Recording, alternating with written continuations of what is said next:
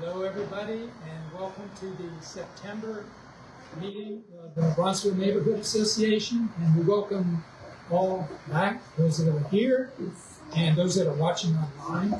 And we were off last month. That's the 1 month of the year that we take as vacation in August. So it's been 2 months, and a lot has happened in 2 months. There's always a lot happening in the Bronzeville neighborhood. And again, we welcome anybody and everybody to our meeting. We're open. We want people to hear it, see it. That's why we're online. We also welcome people to come to the actual meeting because we like to have discourse. And we have an opportunity to do that in the neighborhood. A lot of neighborhoods don't. A lot of neighborhoods don't have the interaction that we're having now. We have some very interesting speakers coming today. We have some from Franklin Park presenting some new things that are happening with the park. We have somebody from the Scioto Valley Presbytery, which oversees the Presbyterian churches in Southern Ohio, talking about housing.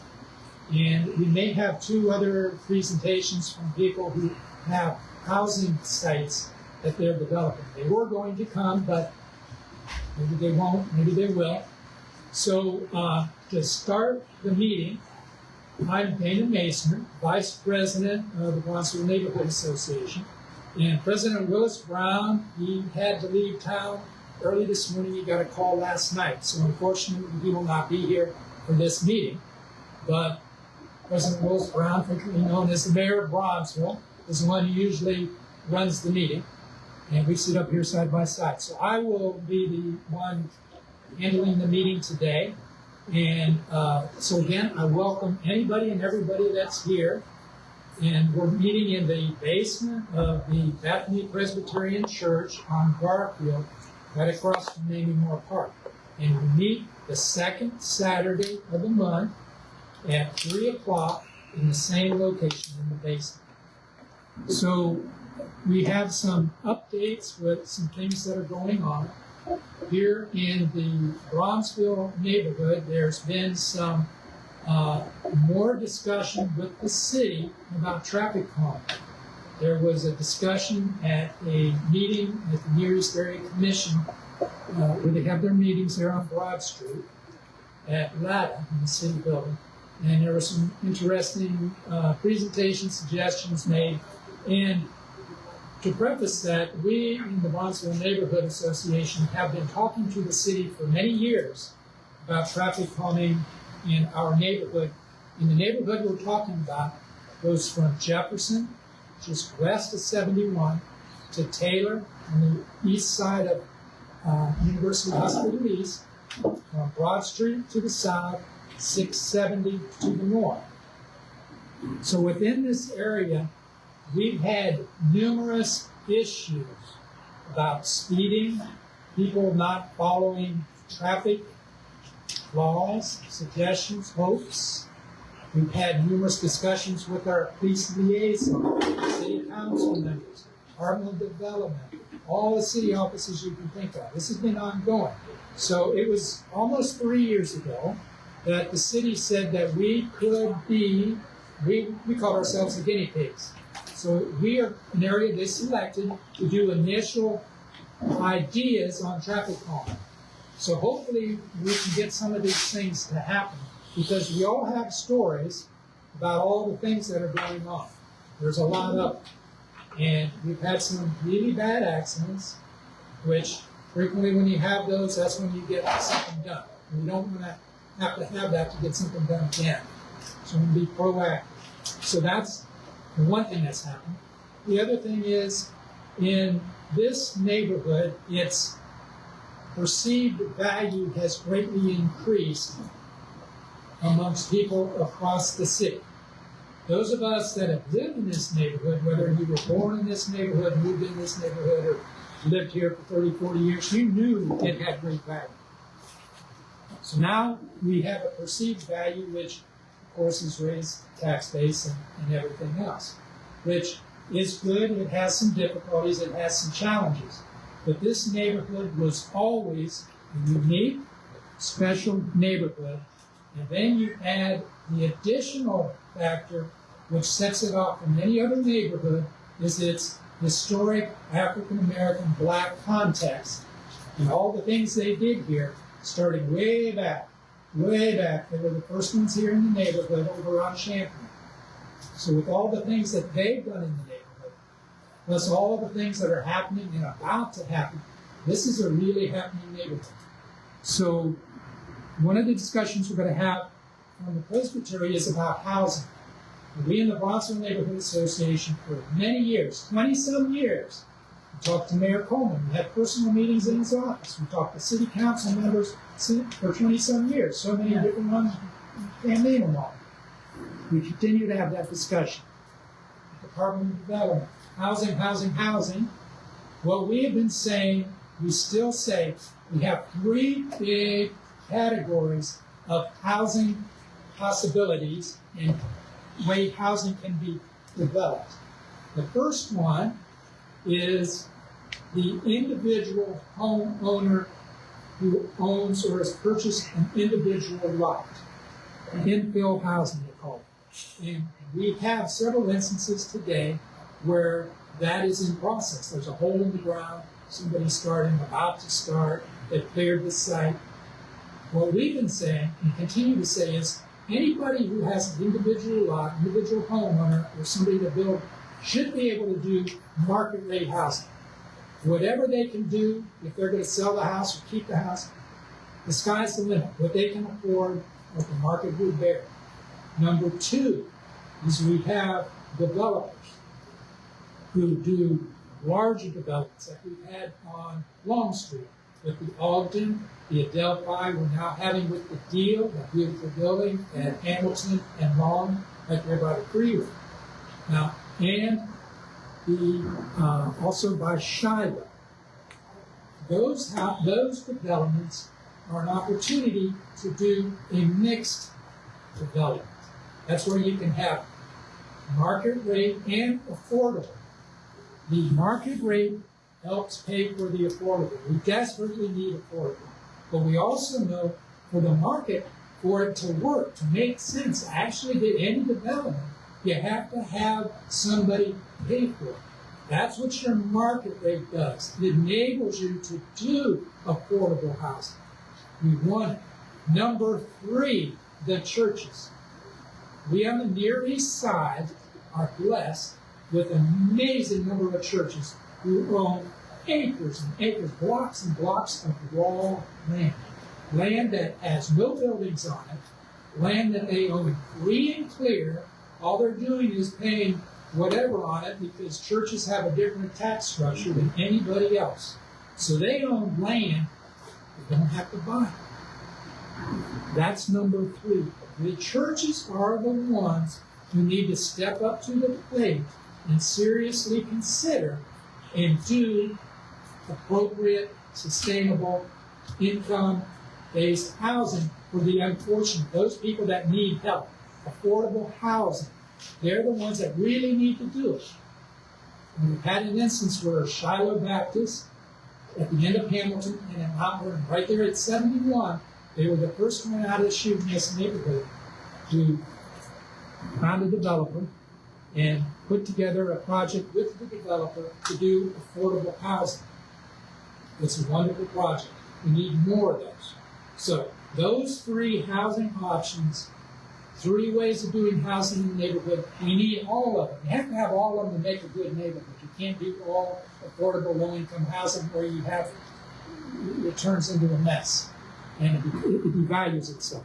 So with those three elements, we can continue to build a stronger neighborhood. And with that, I would like to go directly into our discussion. And since I was talking about housing first or so much, we can go to the representative from Scioto Valley Presbytery to make a presentation. Sure. Please. One of the things that we know is our churches have the opportunity to use the value of their land to help buildings happen. We just had a program put on over Indianola Presbyterian over on Waldeck, where they tore down two homes that were in pretty sad shape and they, with a builder, put together 5 stories or something, 5 units of affordable student housing. I believe they told me there's 28 beds in that, and they actually own half of the building. They are 51% owners, with the developer being 49% owners. And they did that by leveraging the value of the land on which the building was put together. It actually attaches to the church, and the church is planning to do some other types of things in the building, including there will be a coffee shop where people can gather, and the church can offer interfaith workshops with the students to help them have a better understanding of working with each other, with the intention of having interfaith student life in that housing piece of architecture. So, looking then at what we can do at some of our other churches, we have 4 within the downtown area, 3 that are close enough here in the Near East that we want to try to help them be creative about leveraging, is to find ways that we can put out a request for proposal to builders to say, here's our dream, we want somebody to come along beside us, here's the value of the land that we have, and if we need to, how much more will we need to put in to help make that project a reality. Really focusing on workforce housing, because we know that in order for someone to be able to work in the neighborhood, they need to be able to afford to live in the neighborhood. And so that's kind of our dream at this point. And so I was so excited when I got back from a workshop about property and how we could utilize church property. Started talking to John, and John said, "Oh, you need to come to our meeting." And I said, "Great, that'll be perfect. We can start talking more." So we are talking about what we can do here at Bethany. We're waiting to go over and meet with our friends at Broad Street, and then we'll be talking to our church over on Bryan at Old First, because all of those properties are pretty close to, if not existing in, the areas that the zoning board have said are perfect areas to have higher density housing.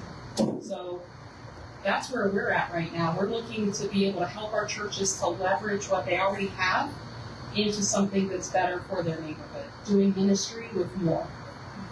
That is wonderful news to hear. And are there any comments, suggestions, statements? Please.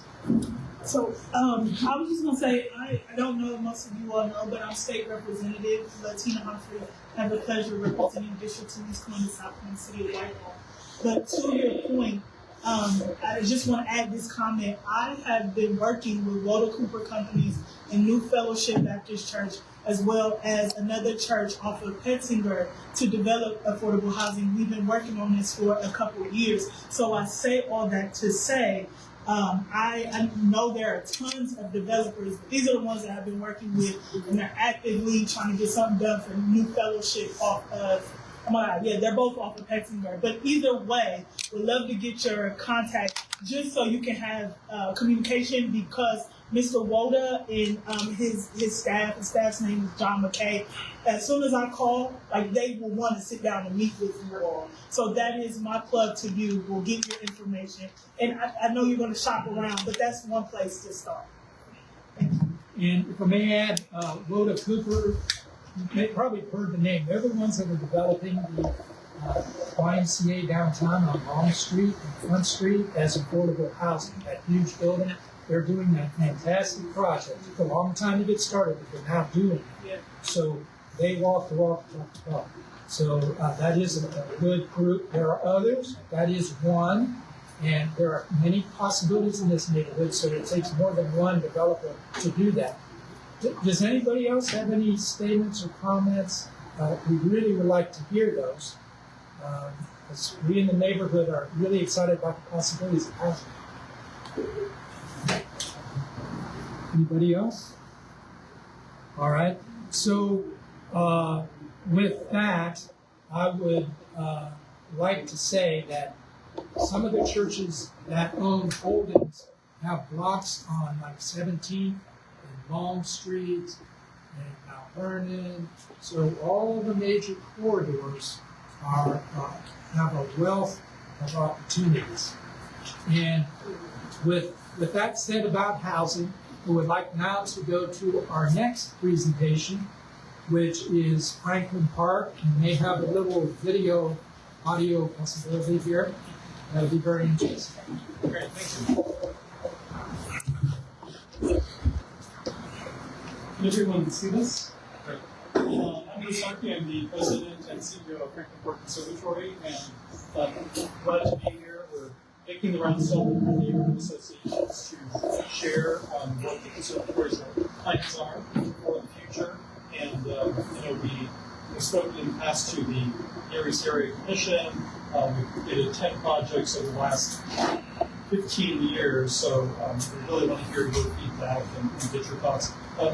Great information about the affordable housing. I know that is a really important focus of the city, and the conservatory has over 100 full-time staff, a lot of entry-level staff who maintain the park and maintain the conservatory property, and it's a challenge for young folks to work at places like the conservatory, but also live in proximity to the conservatory. So I really applaud all of your efforts to move forward on affordable housing. I think it's very, very important.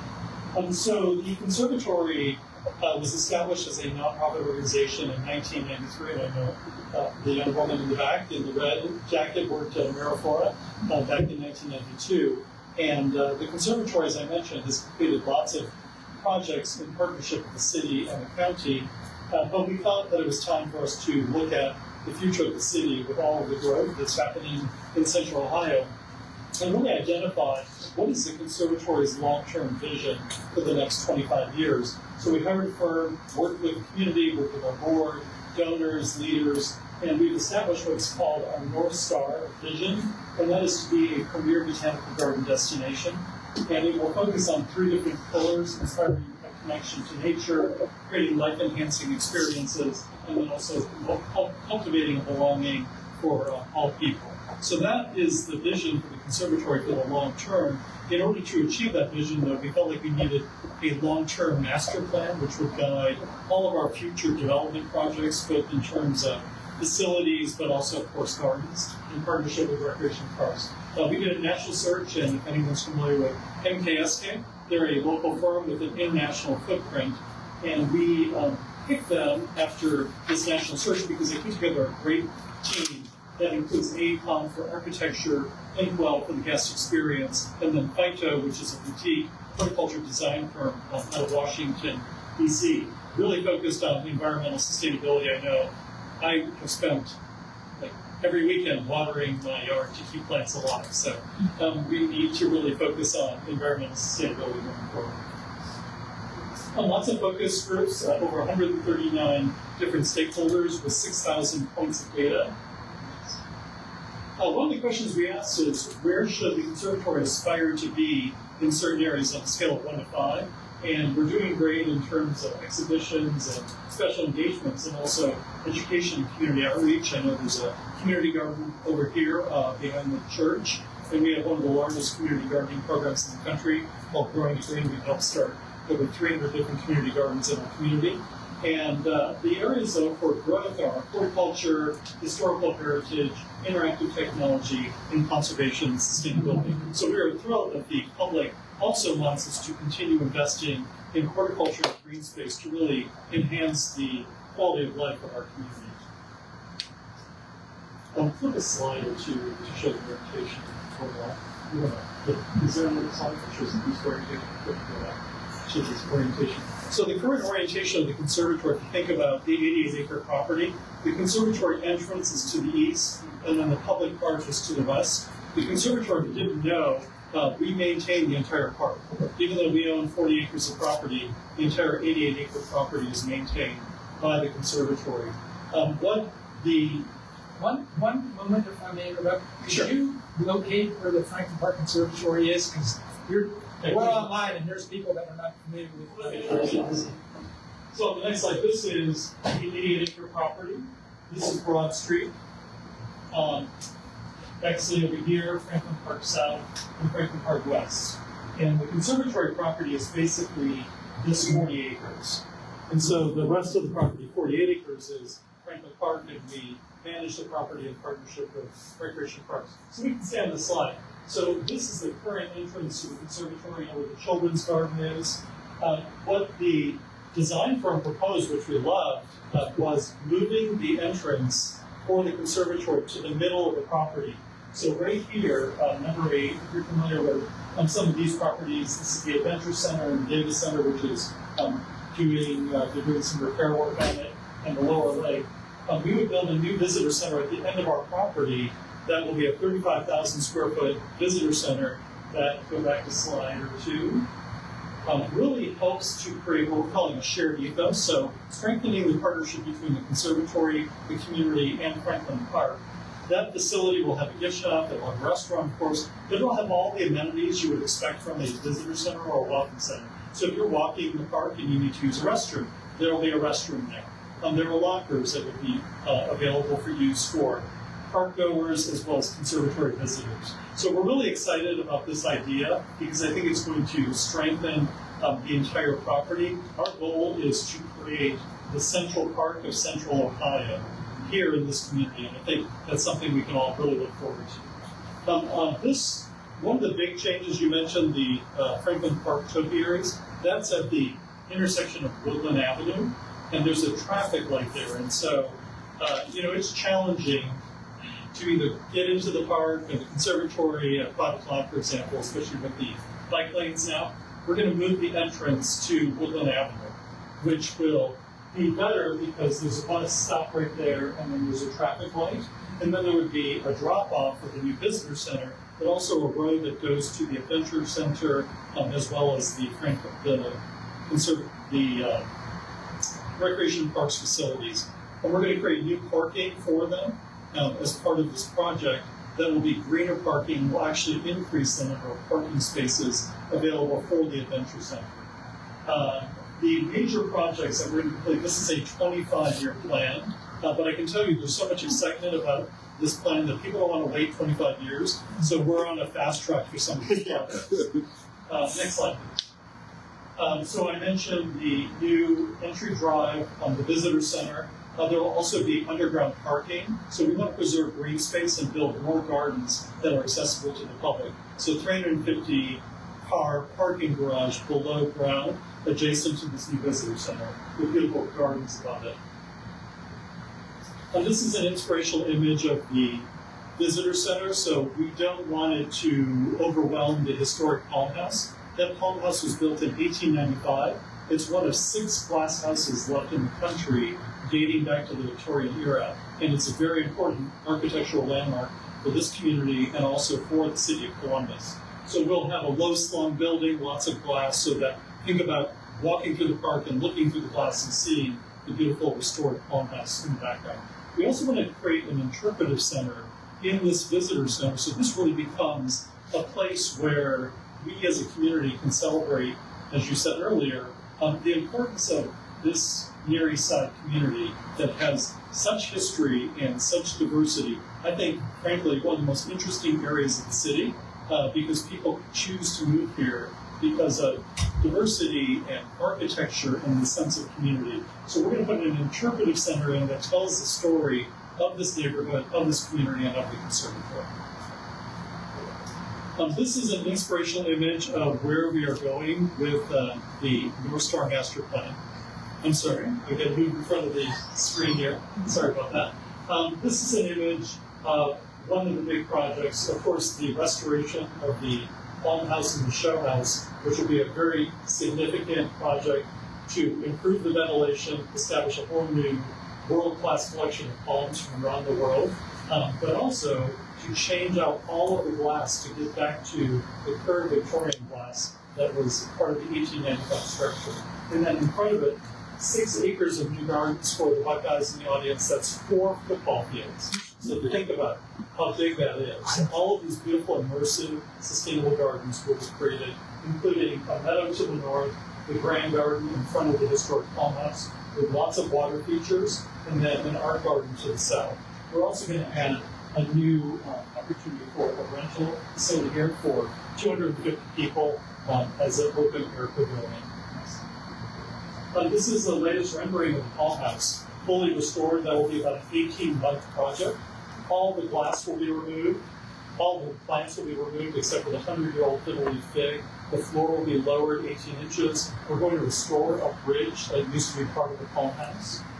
And then build beautiful fountains and lots of gardens to really celebrate this historic landmark. These are just more images of places where space will be created to create shade and moments of respite.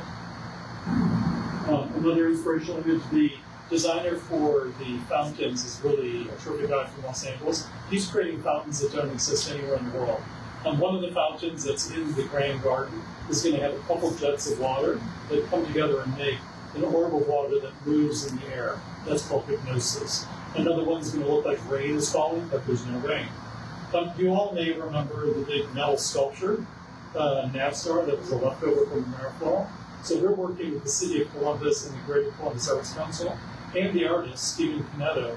We would like to move that sculpture, which are sails, restore the sails after 30-some years, and then create an infrastructure under the surface of the water and put those sails on the lower lake with a new water feature and some lights. So it really becomes part of the public art program for the City of Columbus and its community. Images of the Palm House for the restoration. We've been working with the State Historic Preservation Office to ensure that this facility, which is on the National Registry of Historic Places, that we don't lose that registration. Just more images. This is a new bridge that will be inside the Palm House. So the Palm House right now is pretty empty because it's focused primarily on event rentals. We want to reduce the rental space, add more plantings, and make it more of an immersive visitor experience. Yes? I'll get to that. This is the meadow to the north. So this is really an extension of the children's garden, about 3 acres, lots of topography, lots of opportunities to get up high, but celebrating native plants and doing it in a way that we can educate the public about the importance of natives in our community. The 2 existing glass houses that were built in 1990 are going to be completely reimagined. So with a real focus on plant collections, the biome that's 10,000 square feet to the north that has a rainforest and a desert and Himalayan biome, that will be completely reimagined into a desert biome, celebrating plants from all over the world. The biome to the south, where the butterflies are typically held, that will become a wet biome celebrating tropical plants. So a real focus on horticulture. The south garden will be a place where we could put some of our Chihuly glass on display. For those of you who don't know, we own a collection of Dale Chihuly art glass, who's an artist from Seattle, Washington, and we have one of the top 5 collections in the entire world, and the biggest collection in any botanical garden. So there's a great opportunity to really showcase his work as well as other art exhibitions. Everyone loves the butterflies. We started that in 1994. We're going to build a purpose-built butterfly biome to the northeast of the current entrance near the children's garden. That is very much like they have in Niagara Falls, which is lower slung, so you'll have a much more immersive experience. If you love butterflies, that's great. If you're one of those kids that's afraid of butterflies, it'll be like your biggest nightmare. Next, Chihuly again. Has anyone been to Seattle to see Chihuly Gardens in glass? So we have a great relationship with the studio. We're actually working with them to design our version of Chihuly Gardens in glass here in Columbus that would be to the south of the current entrance. So imagine a glass house, gardens, and then a hot shop, all of those great amenities that they have in Seattle. And the main building will be transformed. The second floor will become gallery space, office space, and then we'll open up the floor, and the entire first floor will be cleared out and reimagined as K-12 education space. So the conservatory has over 800 campers that come to the conservatory and Franklin Park every year. We have 40,000 students who really want to create great immersive spaces, including kind of an indoor version of the children's garden for everyone to enjoy. This is a great artificial intelligence generated image of what that indoor children's space will look like. We will expand the greenhouse so that it will become publicly accessible, and it will also be a place for educational classes for the community. event that's coming up on Saturday, next Saturday. So next Saturday, you're all invited. We're going to give the word out to all the community associations. We're creating a North Star Master Plan. Gallery exhibition. Thank you, gallery exhibition in the Cardinal Health Gallery. And we're going to invite the community to come to the exhibition to hear about this North Star Master Plan and our plans for the future. So that's our 25-year vision for the future. We think it's pretty exciting for the community. And one of the points I wanted to mention that is very interesting is you saw in the North Star vision, we're committed to belonging. And the conservatory in 2017, before the children's garden opened, only 2% of our admissions were free and reduced for folks who are part of various governmental programs. And as of last year, that number has increased from 2%. We are now at 25%. So with the Community Days program, with the Library Pass program, and our participation in Museums for All, 1 of every 4 visitors is coming to the conservatory at a reduced or free price. I grew up in Detroit, family of 6. My father worked at the post office, and my visit to Niagara Parks, and when I was like 10 years old, was the moment I wanted to become a horticulturist, and so I'm committed to making sure that every kid in this community has the same kind of experience that I did and can perhaps find a career in this wonderful industry. I'm happy to answer any questions. I know I'm a few minutes over. I wanted 15 minutes to talk.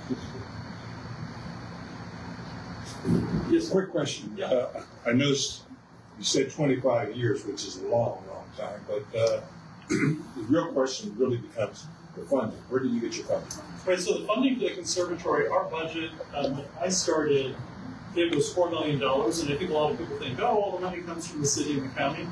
The reality is this year, our budget is $16 million, and our operating support from the city and the county, really only the city, is $350,000. So do the math. That's like less than 2% probably. So approximately, with the growth of all of these different projects, we've been able to increase our earned revenue from about 50% to 70%.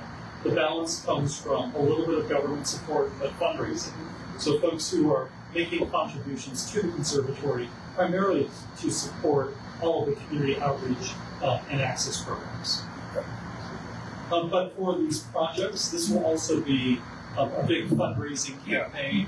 Typically, $1 of public support has been matched 2 to 1 by the private sector, so we're continuing that model as we think about the future. But come and see the exhibition. I think it'll be really cool to kind of visualize the future. But you'll see things moving pretty quickly starting in 2026. I can't say too much, but look for a press release coming up in this month about some exciting developments for the historic complex.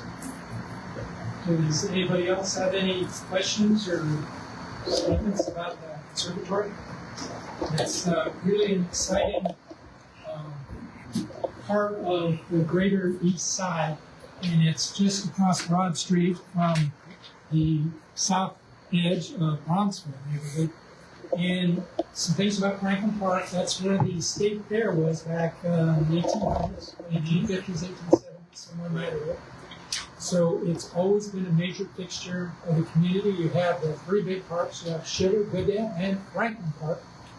And so we're excited. The other thing is, when they talk about the underground parking, if any of you have been to Cosi, you've seen what it is. That's where you have the parking underneath, access to Cosi, and then they have all that beautiful park, playground area for the young people. It's a wonderful space. That's the kind of thing that they're talking about. And finally, we here on this side of Broad Street have been talking to the city again for 20-some years. We talked about it in commission, other groups. Broad Street is like the Nile. For those of us on this side, it's very hard to get to the other side. And we keep telling the city, in many cases, you have to do a Hail Mary, you have to run and pray you don't get hit. Because even with the red lights, even with so-called posted speed limits, bad things really happen frequently.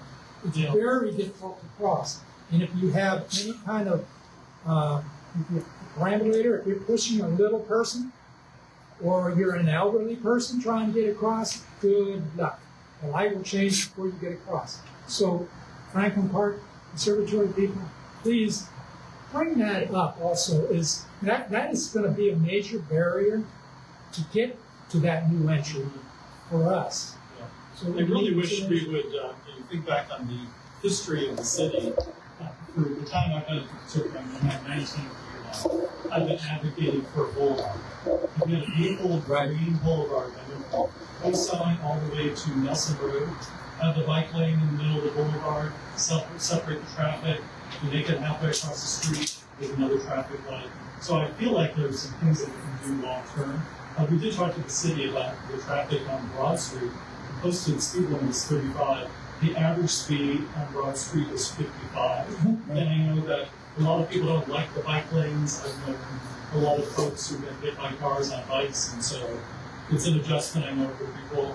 But I do feel like it has helped slow down the traffic a little bit. But there's more work to do, I agree. Right. So There's that going to be, and people don't adhere to them either, but we are advocating for a pedestrian crosswalk from Broad Street right to the current entrance of the Conservatory Park. And I believe when you restripe Broad Street, that will go in place. So there'll be the yellow flashing light that will, I think, help some of these issues.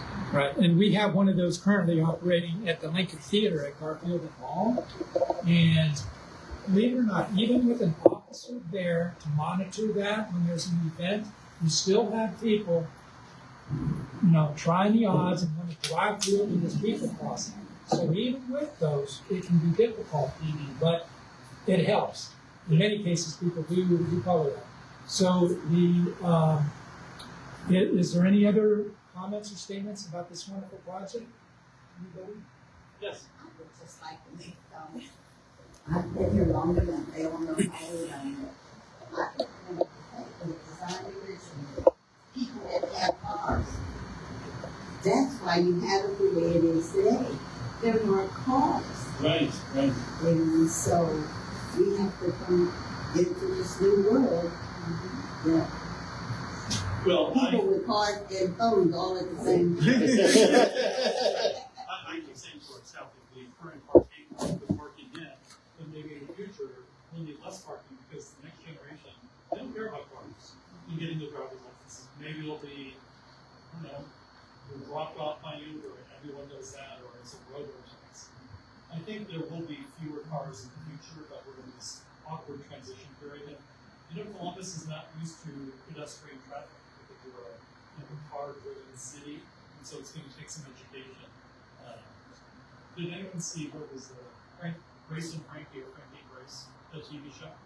One of them does the traffic stuff, and she's trying to walk across the street, and it's a good episode. But it reminded me of that. Well, thank you very much. I appreciate it. We're going to rejuvenate our neighborhood advisory committee now that we'll be starting on some of these big projects, so we'd love to have a representative from your neighborhood association, so he can help be the communication conduit for everything that's happening. So we'll be in touch about that. Thank you very much. Thank you. Yeah.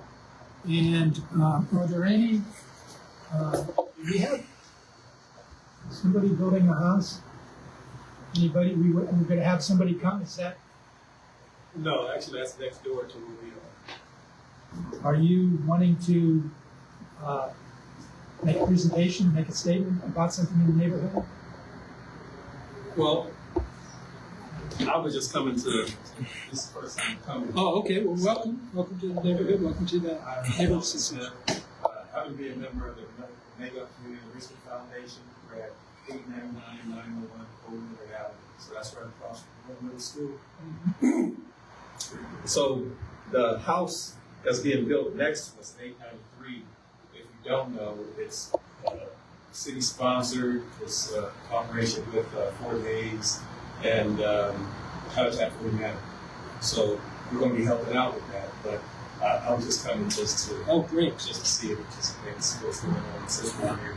Well, thank you for coming. And the Habitat for Humanity came here and made a presentation Okay. to your organization several months ago, actually more than a year ago, and they were waiting till they had somebody who was going to take the house Okay. once it was constructed. So I believe they have the steps in place so it'll be occupied soon after it's built, which is nice.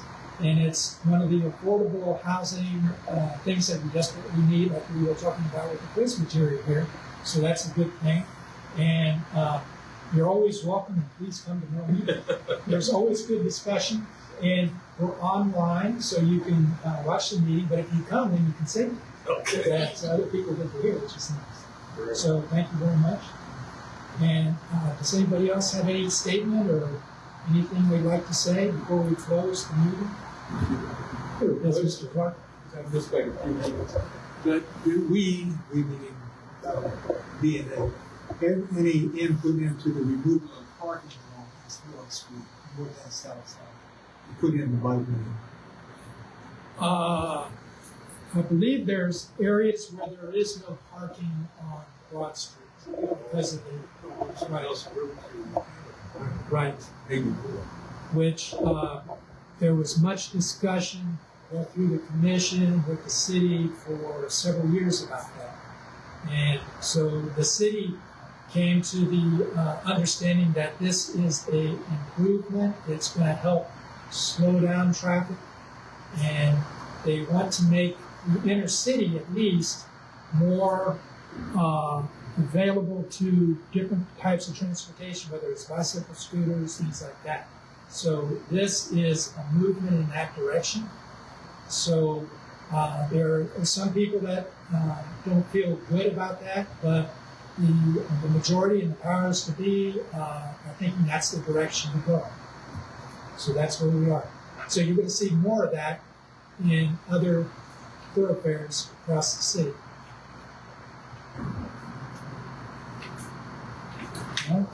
Comment this. Oh, yes. Okay. For those of you that don't know, I hope everybody does know, but Bethany Presbyterian Community Lunch next week is going to have their first annual fundraiser.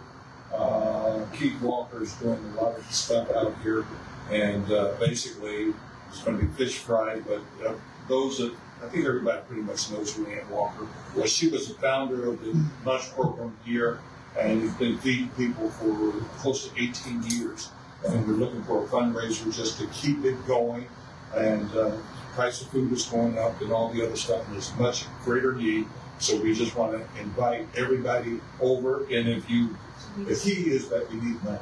Okay, so if you do the QR code and donate.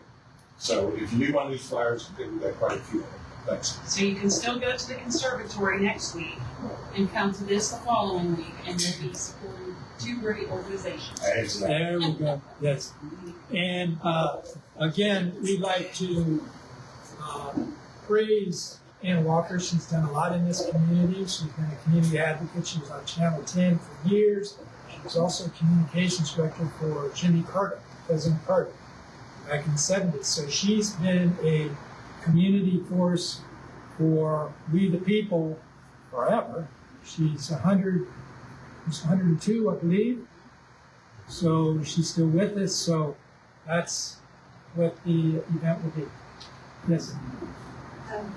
I don't have all the particulars, and I'm not a part of Second Baptist, but Bruce Jameson, who is our historian, been doing the Heritage Project for many years, and I believe it's on the last Saturday of this month. I just want to give you a heads up to support Second Baptist Church on their Heritage Day. You can probably look it up when you're coming down. You remember I'm your grandma. I don't know.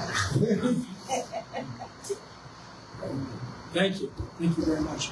And with that, I'd like to remind everybody we have our next meeting, October, second Saturday, same location, same time, same place, at 3 o'clock here in the basement of the Presbyterian Church.